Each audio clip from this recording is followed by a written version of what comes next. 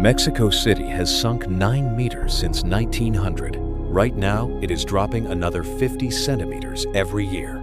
And the only thing keeping 22 million people alive, the water pumps beneath the city, is the very thing making it sink faster.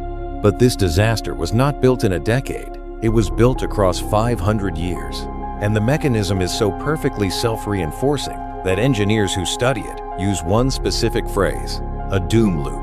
Before this video ends, you will understand exactly why that phrase fits. In 1519, Spanish conquistadors crested the mountains east of Mexico City and stopped cold. Below them, a city of 200,000 people, larger than any city in Europe, built entirely on an island in the middle of a vast lake called Texcoco. The Aztecs called it Tenochtitlan. They had engineered it to float, raised causeways, floating agricultural gardens called chinampas, an aqueduct system that would impress a Roman. The lake was not an obstacle, it was the foundation. And that distinction matters enormously because the Spanish did not understand it. When Spain took the city, they decided the lake was a problem. It flooded. It carried disease, in their view. Over the following 2 centuries, they systematically drained it. Canal by canal, they emptied what had been a 1,500 square kilometer body of water. By the late 1600s, most of Texcoco was gone. What remained was exposed lakebed, a thick, water-saturated clay in places 100 meters deep. And onto that clay, Mexico City continued to grow. The Spanish inherited an Aztec engineering masterpiece and turned it into a geological time bomb. But the fuse did not really light until the 20th century. Here is what happens beneath the city today.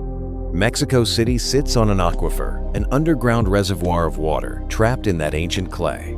As the population exploded through the 20th century, demand for water exploded with it. The city began pumping massively, and that is where the mechanism becomes irreversible. When you extract water from saturated clay, the clay compacts.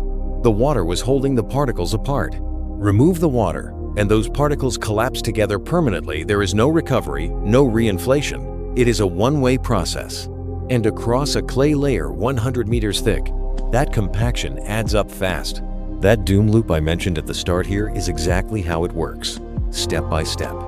The city pumps groundwater, the clay compacts, the surface sinks. As the surface sinks, the pipes that carry water through the city pipes laid flat, engineered for level ground, begin to crack and shear. Right now, 40% of Mexico City's water leaks out through broken infrastructure before it ever reaches a tap. 40% lost. Which means to deliver the water the city needs, you must pump roughly 67% more than you actually use. More pumping means more compaction. More compaction means more sinking. More sinking means more broken pipes. More broken pipes mean more pumping. The loop closes on itself perfectly. Every attempted fix accelerates the damage. In January 2026, CNN used the phrase "era of water bankruptcy" to describe what is happening in Mexico City. That language is not hyperbole, it is engineering terminology. The city is consuming water reserves faster than any natural process can replenish them, and the deficit compounds annually. In 2024, Mexico City came within weeks of what water scientists call day zero, the point at which reservoir levels drop below the pumping infrastructure's intake level. You cannot pump what is not there. For a city of 22 million people, Day zero does not mean inconvenience. It means no water at all for hospitals, for fire suppression, for food preparation, for sanitation. Parts of the city already ration water on a schedule. Certain neighborhoods receive water only 2 or 3 days per week. Residents store what they can in roof tanks called tinacos.